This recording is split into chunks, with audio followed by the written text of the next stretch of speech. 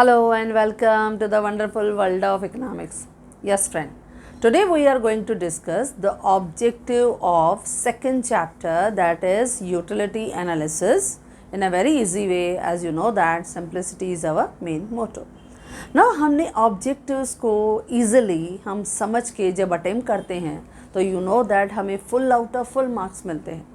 तो आज हम डिस्कस कर रहे हैं second chapter, that is consumer behaviour, जिसमें हमने सीखा था law of diminishing marginal utility. ये था फर्स्ट ह्यूमन बिहेवियर पे बना हुआ लॉ जो अल्फ्रेड मार्शल ने एफर्ट्स लिए और उस पर वो सक्सेस हुआ. तो आज हम देख रहे हैं objectives of this chapter from our text book on page number 16. Yes, पहला आपको दिया गया है question number 1. Complete the following statement by choosing the correct alternatives. आपको फिर से 4 ऑप्शंस दिए गए होंगे, उनमें से एक सही होगा. आपको सेंटेंस ध्यान से केयरफुली रीड करना है. आप सेंटेंस रीड करोगे, आपको ऑप्शन अपने आप समझ में आएगा. आपने कंसेप्ट, थियरी, चैप्टर सब सिस्टमेटिकली समझा है. तो लेट अस डिस्कस फर्स्ट क्या ऑब्जेक्टिव कहता है. In first object it is given, in the law of diminishing marginal utility, Alfred Marshall assumed the marginal utility of money. हमने assumptions पढ़े थे और उस assumption में हमारा last assumption था कि marginal utility of money remain constant. क्योंकि अगर marginal utility of money constant होती है तो लॉ ऑफ डिमिनिशिंग यूटिलिटी को फॉलो करना, एप्लीकेबल करना बहुत इजी है. क्योंकि when the value of that particular commodity remain same, अगर वो सेम है तो उसकी यूटिलिटी जो रहेगी वो सेम रहेगी. क्योंकि अगर प्राइस अप एंड डाउन होती है, अगर कॉस्टली होता है हम कम परचेज़ करते हैं, चीपर होता है हम ज़्यादा परचेज़ करते हैं, और जब कम परचेज़ करते हैं तो यूटिलिटी कम हो जाती है, और जब चीज़ें चीपर हो जाती हैं हम ज़्यादा परचेज़ करते हैं तो यूटिलिटी बढ़ जाती है. सो व्हाट मार्शल अज्यूम कि marginal utility of money remain constant. Okay, तो आपका फर्स्ट क्वेश्चन जो उसने दिया है, the law of diminishing marginal utility may Alfred Marshall assume the marginal utility of money remain constant. क्योंकि आपके पास 4 ऑप्शन है. इंक्रीज गलत है, रिमेन कांस्टेंट बी जो है वो एकदम करेक्ट है, बाकी डिक्रीज या फोर्थ ऑप्शन है rise and then falls possible ही नहीं. देखो आपके माइंड में जब वो थियरी क्लियर है, आप जैसे ही सेंटेंस पढ़ोगे ना आपको ऐसे लगेगा कि आंसर तो मेरे सामने एकदम रेडी है. तो ये फ़ायदा है ऑब्जेक्टिव्स को भी हमको थरली प्रिपेयर रखना है ताकि हर चीज़ आपके माइंड में क्लियर हो. Second objective, as per the law of diminishing marginal utility the marginal utility is assumed to be. जब हम law of diminishing marginal utility को फॉलो करते हैं तो उस समय मार्जिनल यूटिलिटी को हम क्या कर रहे थे, कार्डिनल नंबर्स में अज्यूम कर रहे थे. कि जैसे हमने एग्जाम्पल लिया कि यू कंज्यूम्ड फर्स्ट मैंगो, तो आपको जो सेटिस्फैक्शन मिला वो मुझे नंबर्स में बताओ. तो when I am asking your utility, your satisfaction derived from any particular commodity, it should be converted into cardinal numbers. अब नंबर्स में बताओ. जनरली हम क्या करते हैं, रेटिंग देते हैं. कुछ भी खाते हैं तो it is very awesome, it's very yummy, it is very tasty, wow, ऐसे करके हम ग्रेड देते हैं. लेकिन इस बार हमने क्या किया, हमने आपसे पूछा कि आपको सेटिस्फेक्शन मिल रहा है, but my dear friends how much, अब मुझे नंबर बताओ. तो हमने किस में वो अज्यूम किया, इन कार्डिनल यानी नॉर्मल नंबर्स. तो as per the law of diminishing marginal utility, measurement of utility is assumed to be dash cardinal. Clear answer है, हमने कार्डिनल नंबर्स में उसको मेजर किया. Third, marginal utility of commodity becomes negative. जब marginal utility negative होने लगती है यानी कम होने लगती है, when total utility of commodity is dash. जब टोटल यूटिलिटी ऑफ कमोडिटी क्या होने लगती है, जब टोटल यूटिलिटी आपकी, जब हम काउंट करते हैं, ऐड करते हैं, तो वो भी क्या होने लगेगी, फॉलिंग. देखो मार्जिनल यूटिलिटी माइनस हुई, नेगेटिव हुई, तो वो भी क्या करेगी, टोटल यूटिलिटी को जब हम ऐड करेंगे नेगेटिव नंबर तो टोटल यूटिलिटी भी फॉल होने लगेगी. क्यों? क्योंकि मार्जिनल यूटिलिटी क्या थी? नेगेटिव। जिसे हमने एग्जाम्पल लिया था कि first unit of mango 10 unit, second unit of mango 8 unit, third unit of mango 6 unit, fourth unit of mango 4 unit, fifth unit of mango 2 unit, ऐसे करके हमने कम कम किए थे। और सिक्स्थ यूनिट में 0, सेवन्थ में -2। तो -2 अगर हम ऐड करेंगे तो टोटल यूटिलिटी क्या होगी? Instead of increasing it is decreasing, falling. तो हमें जवाब भी वैसे ही देना है। देखो क्या कह रहा है, marginal utility of commodity becomes negative when total utility of commodity is falling, जब वो fall हो रही है। तो हमारा आंसर ऑप्शन है 4 हमारे पास, जिसमें वो राइजिंग भी कह रहा है, रॉन्ग है, कांस्टेंट कह रहा है, रॉन्ग है, या 0 कह रहा है, वो भी रॉन्ग है। हमारा आंसर क्या है? Falling. Clear friends? Yes. Fourth blank है पॉइंट ऑफ सैटिएटी। सैटिएटी यानी satisfaction.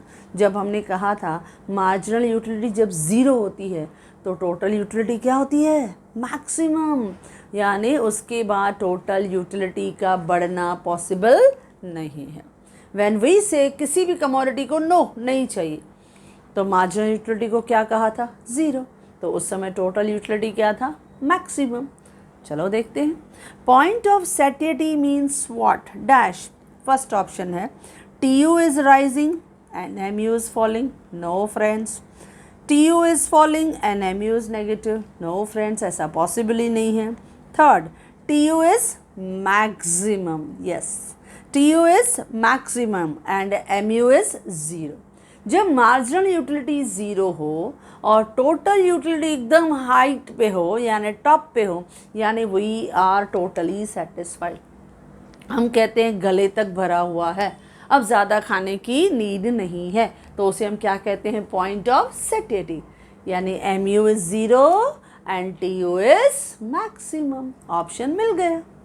Fifth one, when MU is falling, जब मार्जिनल यूटिलिटी कम होती है। देखो मार्जिनल यूटिलिटी कम होती है, जैसे जैसे हम ज़्यादा कंज्यूम करते जाएंगे मार्जिनल यूटिलिटी कम होती जाती है। जैसे हमने कहा फर्स्ट मैंगो कितना सेटिस्फैक्शन दे रहा है? 10 यूनिट, लेकिन second mango 8 unit, third mango 6 unit. Marginal utility कम हो रही है, लेकिन total utility it is rising, it is increasing, वो बढ़ रही है। क्यों? क्योंकि हम उसमें ऐड कर रहे हैं, प्लस करते जा रहे हैं। तो marginal utility with every additional unit के साथ it will go on diminishing, but total utility क्या होगी? राइजिंग। तो फिफ्थ ब्लैंक है marginal utility. When marginal utility is falling, total utility is, 4 option है। फर्स्ट ही ऑप्शन आपका सही है, राइजिंग। सेकेंड फॉलिंग गलत है, नॉट चेंजिंग गलत है, और मैक्सिमम भी नॉट करेक्ट। तो फर्स्ट वन इज राइजिंग। जब भी हम जैसे से फॉर एग्जांपल यहाँ टेबल में लिखा हुआ है मार्जिनल यूटिलिटी कम हो रही है, लेकिन टोटल यूटिलिटी तो प्लस हो रही है ना, भले एट ए डिमिनिशिंग रेट, लेकिन इंक्रीज हो रही है, राइज हो रही है। तो फर्स्ट क्वेश्चन में आपके कंप्लीट द फॉलोइंग स्टेटमेंट थे जो हमने डिस्कस किए, एंड आई होप सो कि आपके माइंड में अभी क्लियर हो गया। अब question number 2, choose the correct option. Now अब चूज़ द करेक्ट ऑप्शन में आपको क्या दिया जाएगा? आपको 4 ऑप्शंस दिए जाएंगे, उसमें से सिलेक्ट करना है कि कौन सा सही ऑप्शन है। आपको 4 ऑप्शंस होंगे, उसमें से you have to select any one option which is proper, जो उसको करेक्ट जस्टिफाई करता है। जैसे फर्स्ट उन्होंने मैच द फॉलोइंग के फॉर्म में दिया है। अब मैच द फॉलोइंग में उन्होंने क्या दिया है? लेफ्ट हैंड साइड जैसे टाइम यूटिलिटी है। अब टाइम यूटिलिटी को अगर मैं राइट साइड से ढूंढूं तो हमने कहा था when the utility of commodity जब इंक्रीज होता है due to change its place. आप जब किसी भी कमोडिटी का प्लेस चेंज करते हो और उससे यूटिलिटी बढ़े तो उसको हमने क्या कहा? Place utility. यहाँ पे goods from the place of production से प्लेस ऑफ कंजम्पशन पे ट्रांसफ़र किए जाते हैं, उससे उसकी वैल्यू बढ़ जाती है, और ये सब करने में मदद कौन करता है? ट्रांसपोर्ट। ओके फ्रेंड्स, तो चलो देखते हैं कि ये प्लेस यूटिलिटी है। दूसरा उसने कहा है टाइम यूटिलिटी। अब टाइम यूटिलिटी में भी यू नो दैट कि when the goods are stored, हम प्रिजर्व करके रखते हैं, स्टोर करके रखते हैं इन गोडाउन्स में, and when we will provide these goods and services at the time of requirement, तो उसकी utility will go on increasing, तो उनकी यूटिलिटी बढ़ जाती है, तो उसको हमने क्या कहा, टाइम यूटिलिटी। जैसे कॉटन क्लॉथ्स जो है समर सीज़न में है, वोलन जो है क्लॉथ्स वो विंटर सीज़न में हम प्रोवाइड करते हैं, ये टाइम यूटिलिटी है। या हमने कहा था ब्लड डोनेशन है, वो भी टाइम यूटिलिटी का एग्जांपल है। आइसक्रीम है, समर सीज़न में उसकी वैल्यू बहुत ज़्यादा होती है। तो टाइम यूटिलिटी जब आप प्रॉपर टाइम पे प्रोवाइड करते हो। ओके फ्रेंड्स, थर्ड है सर्विस यूटिलिटी। नाउ कुछ चीज़ों की जो यूटिलिटी है it increases due to services provided by some experts and professionals, तो उनकी सर्विस यूटिलिटी है। नाउ जैसे हमने कहा था कि मेडिसिन्स की वैल्यू बढ़ती है, क्यों, क्योंकि सर्विसेज डॉक्टर देता है। या हम कहते हैं बुक्स की वैल्यू बढ़ती है, क्यों, क्योंकि सर्विसेज टीचर्स देते हैं। तो जैसे जैसे हमें सर्विसेज मिलते हैं उनकी वैल्यू सम कमोडिटीज़ की विल गो ऑन इंक्रीजिंग। और लास्ट हमको दिया गया है left hand side knowledge utility. अब नॉलेज जैसे जैसे बढ़ता है utility confidence will go on increasing. जैसे हमने मोबाइल में देखा, कंप्यूटर्स में देखा, जितना जितना आपको नॉलेज किसी भी मशीनरी या टेक्नोलॉजी का बढ़ेगा आपको मज़ा उतना ज़्यादा आएगा, सेटिस्फैक्शन ज़्यादा आएगा। तो देखो हम मैच करके देखते हैं, सामने भी ऑप्शन है। जैसे पहला ऑप्शन है आपका ट्रांसपोर्ट। अब ट्रांसपोर्ट किसके साथ मैच होगा, प्लेस यूटिलिटी। तो सेकंड जो ऑप्शन है प्लेस यूटिलिटी, इसके साथ ट्रांसपोर्ट सेट हो गया। दूसरा है ब्लड बैंक। ब्लड बैंक हमने पढ़ा था, ब्लड डोनेशन किसके साथ, टाइम यूटिलिटी, क्योंकि समय पे हमें ब्लड की ज़रूरत पड़ती है, हम ब्लड बैंक को कॉल करते हैं और वहाँ से ब्लड अरेंज करते हैं, तो वो क्या हमें प्रोवाइड करता है, टाइम यूटिलिटी। मोबाइल फ़ोन, ये जो मोबाइल फ़ोन है वो हमें क्या देता है, नॉलेज यूटिलिटी। जितना ज़्यादा जानते हैं उतना ज़्यादा इंगेज एंड बिजी, और our level of knowledge and utility will go on increasing. और डॉक्टर, ये हमें क्या देता है, सर्विस यूटिलिटी। तो देखो फर्स्ट है टाइम यूटिलिटी, जिसको मैंने बी से मैच किया, that is blood bank. Second है प्लेस यूटिलिटी, जिसको मैंने ट्रांसपोर्ट ए से मैच किया। थर्ड है सर्विस यूटिलिटी, जिसको मैंने डी डॉक्टर के साथ मैच किया।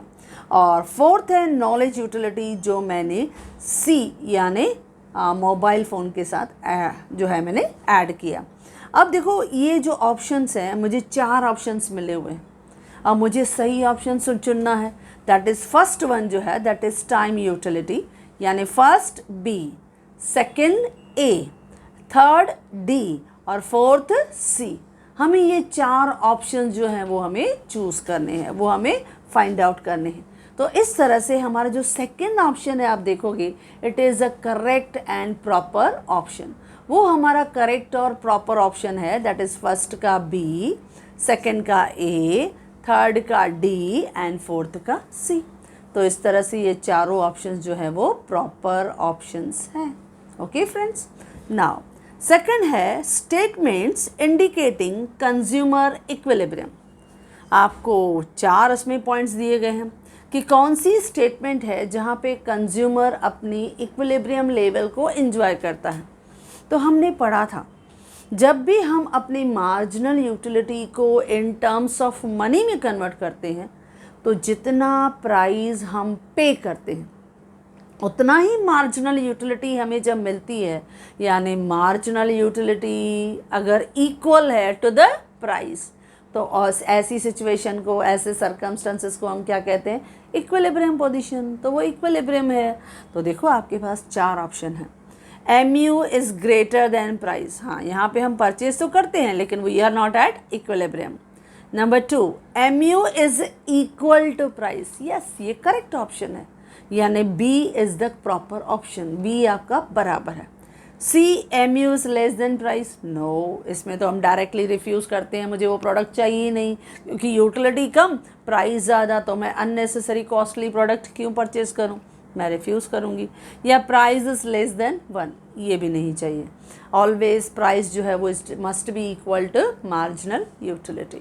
तो देखो आपको 4 ऑप्शंस हैं, A और B no, A B C D चारों no, A B and C वो भी no. Fourth option only B, खाली सेकेंड ऑप्शन आपका सही था, इसको चूज़ करेंगे ओनली B, यानी marginal utility is equal to price. Okay friends, अच्छा अब क्वेश्चन नंबर 3 आपको दिया गया है, ये पहली बार हम डिस्कस कर रहे हैं।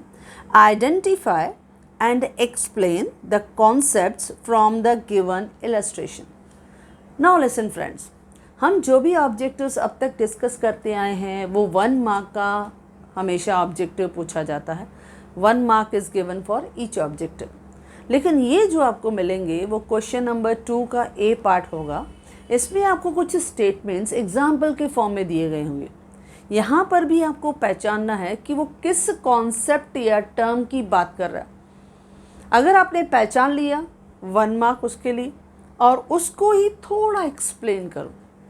नाउ नॉट नेसेसरी कि आप डिफाइन दो, कि आप उसका डेफिनेशन दे दो, आप उसकी मीनिंग दो, नहीं, उसको किसी भी उस रिलेटेड कॉन्सेप्ट या थियरी के साथ कुछ भी एक्सप्लेन करो। तो इससे क्या हो जाएंगे, आपके 2 मार्क का ये कॉन्सेप्ट आपको मिलेगा जो इलस्ट्रेशन के फॉर्म में होगा, एक एग्जाम्पल के फॉर्म में दिया जाएगा। Here we will try to check your knowledge. हम आपका नॉलेज चेक करना चाहते हैं कि आप पहचान सकते हो कि हम किसकी बात कर रहे हैं, और आपने पहचान लिया तो 1 मार्क। और फिर उसको थोड़ा एक्सप्लेन करो कि इसमें क्या होता है।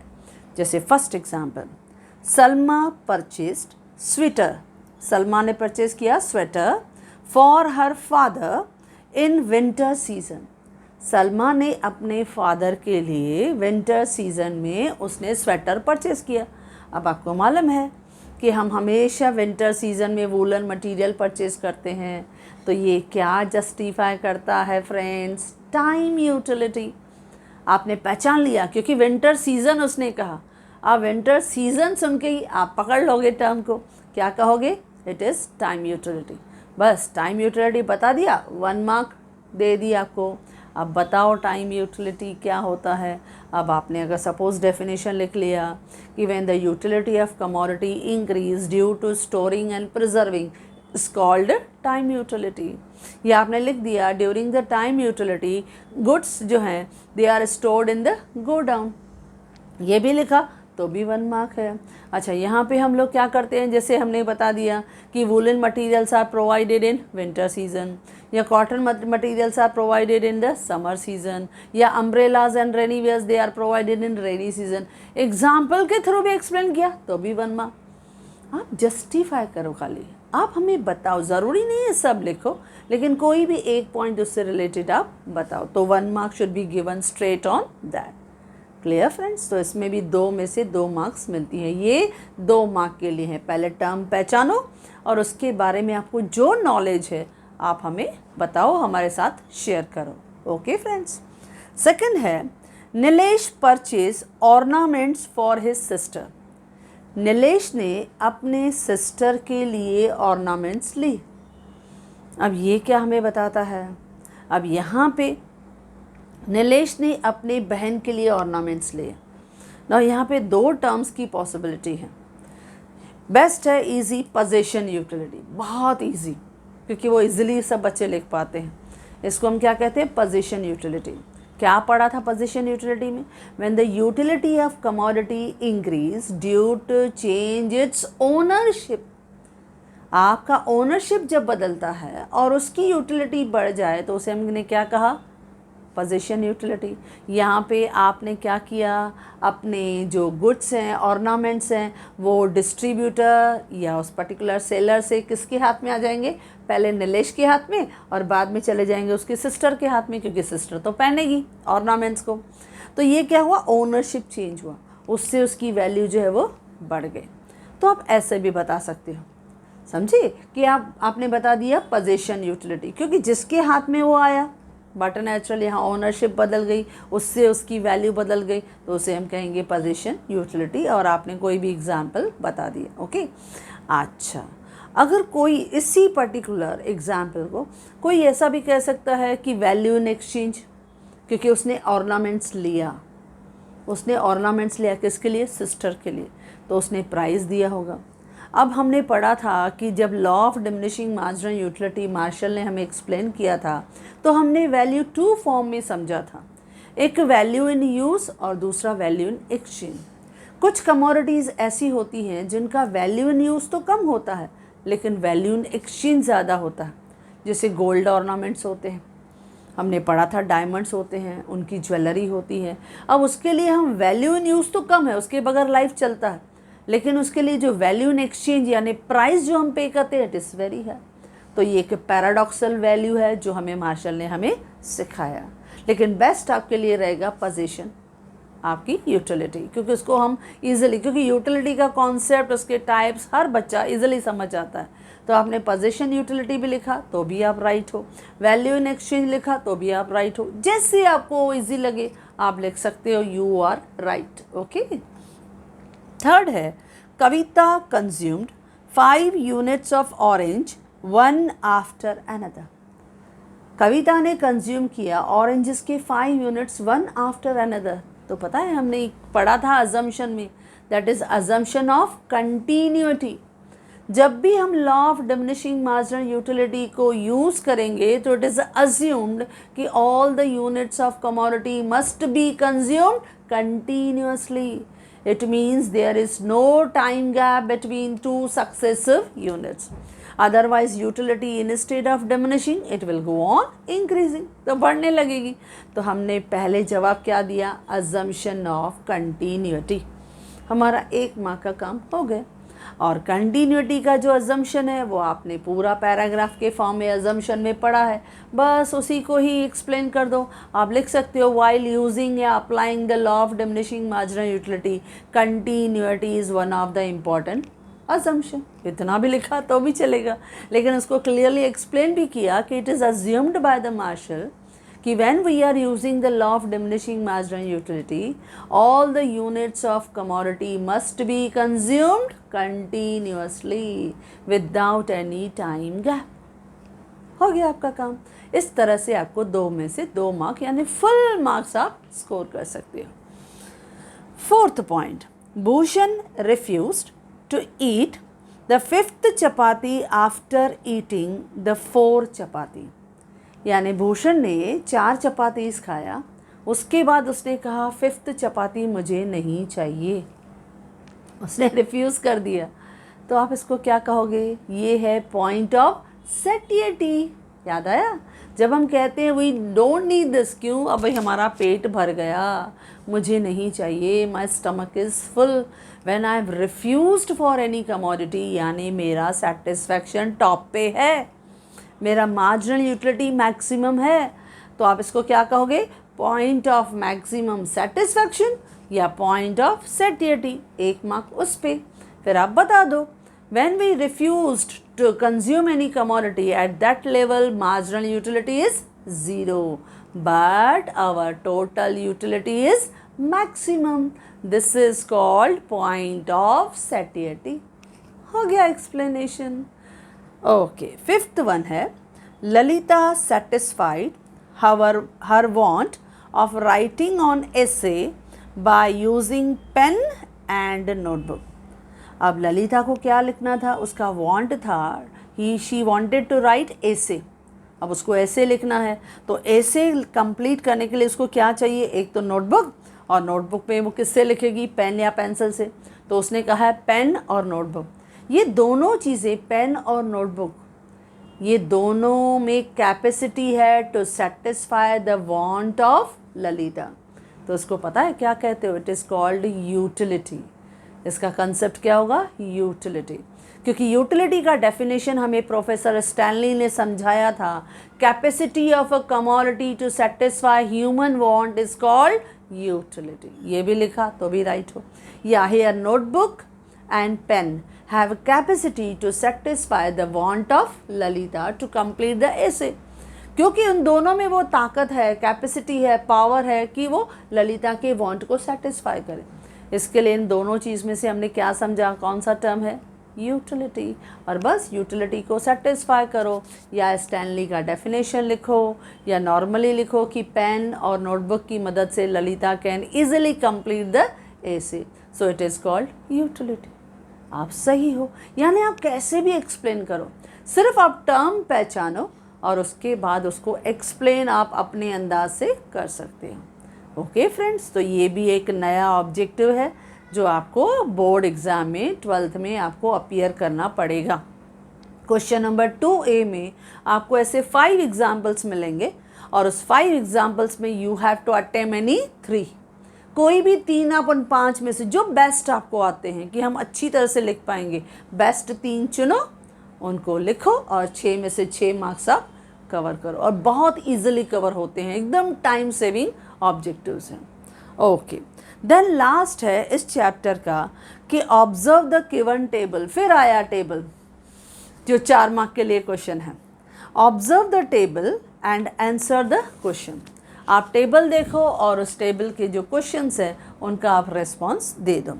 अब पहला ये टेबल जो है, जो स्पेशली मैंने दिखा दिया है, मैंने अपने इस बोर्ड पे तो लिख लिया है आपको, ये टेबल है। और इस टेबल का पहला क्वेश्चन है कि इसको कन्वर्ट करो डायग्राम में। पहला तो वो देंगे कि जो डेटा हमने आपको दिया है उसको आप डायग्राम में कन्वर्ट करोगे तो 2 marks will be for diagram. Okay, 2 mark diagram के लिए, और 2 मार्क के लिए बाकी 2 ब्लैंक आपको दिए गए हैं। 4 मार्क का पूरा क्वेश्चन विद इन 5 मिनट आपका काम हो जाएगा। तो देखो इस तरह से ये पूरा टेबल दिया गया है। अब इसमें दिखाया गया यूनिट्स ऑफ कमोडिटी, 5 यूनिट है, 1 2 3 4 5, और बाद में दिया गया है टोटल यूनिट्स, यानी टोटल यूटिलिटी ऐड किया है किसको, मार्जिनल यूटिलिटी को। फर्स्ट यूनिट में से 6 सेटिस्फैक्शन मिला है, सेकंड में से 5 मिला है, तो 6 + 5 कितना हो गया, 11। थर्ड यूनिट में से 4 मिला है, तो 11 + 4 कितना हो गया, 15। देन फोर्थ यूनिट में से कुछ भी नहीं मिला क्योंकि हमने रिफ्यूज़ किया होगा, नहीं चाहिए, तो 0। अब 0 ऐड करेंगे तो ये 15, और आपको मालूम है यही है आपका पॉइंट ऑफ सैटिस्फैक्शन। कौन सा पॉइंट, मैक्सिमम सेटिस्फैक्शन का पॉइंट, पॉइंट ऑफ सैटिस्फैक्शन। और उसके बाद जैसे ही नेगेटिव हुआ तो देखो टोटल यूटिलिटी फॉल होने लगी, -1 आ गया। जब नेगेटिव बनता है मार्जिनल यूटिलिटी तो टोटल यूटिलिटी क्या होने लगती है, फॉलिंग, कम होने लगती है। आपके सामने टेबल आपको बता रहा है। ओके फ्रेंड्स, तो चलो आपका पहला ब्लैंक फास्ट कर लेते हैं। When total utility is maximum, जब टोटल यूटिलिटी मैक्सिमम था तो मार्जिनल यूटिलिटी क्या था, देखो क्या था, 0। देखो टेबल में से ही सामने दिख गया आपको, मैंने पहले ही कहा टेबल वाला क्वेश्चन जो 4-4 मार्क के लिए इतनी इजी हैं, सामने ही सब आपको दिखेगा और आपको सिर्फ उन्हें देख के जवाब देना है। सेकंड क्या कहा उसने पहले में, टोटल यूटिलिटी जब मैक्सिमम है 15, देखो पहले भी 15 था, बाद में भी 15 है, ये मैक्सिमम है। उसके बाद मार्जिनल यूटिलिटी क्या है, 0। इसको हमने क्या कहा, लेवल ऑफ मैक्सिमम सेटिस्फैक्शन या पॉइंट ऑफ सैटिस्फैक्शन। नेक्स्ट है व्हेन टोटल यूटिलिटी फॉल्स, जब टोटल यूटिलिटी फॉल होने लगती है, देखो 15 में से 14 हो गया, टोटल यूटिलिटी गिरने लगता है, तो मार्जिनल यूटिलिटी क्या हो गया है, देखो आपके सामने दिख रहा है, इट इज़ नेगेटिव। देखो ये तो आसानी से आपको 2 मार्क्स मिल गए, रेडी इन योर पॉकेट। आप खाली टेबल को देखो और जवाब दे दो। ओके फ्रेंड्स, और बाकी का क्वेश्चन है इसी सब नंबर्स को, डेटा को कन्वर्ट करो आपके डायग्राम में। अच्छा, डायग्राम ड्रॉ करना इजी है। हमने एल का फॉर्मेट ले लिया है, एक्स एक्सिस पे क्या दिखाया है, यूनिट्स ऑफ कमोडिटी जो हमने दिखाया, और वाई एक्सिस पे क्या दिखाया है, marginal utility and total utility. खाली ड्रॉ करना है, नो एक्सप्लेनेशन, सिर्फ ड्रॉ करना है और प्रॉपर लेबलिंग करनी है। जैसे मैंने एक्स एक्सिस पे लिखा यूनिट्स ऑफ कमोडिटी, वाई पे लिखा MUNTO। तो चलो 1 बाय 1 प्लॉट करते हैं। अब जब फर्स्ट यूनिट था, फर्स्ट यूनिट, तो आपका जो सेटिस्फैक्शन था फर्स्ट यूनिट में वो कितना था, 6 यूनिट। तो आपका फर्स्ट 6 यूनिट पे हमें पहला डॉट मिल गया।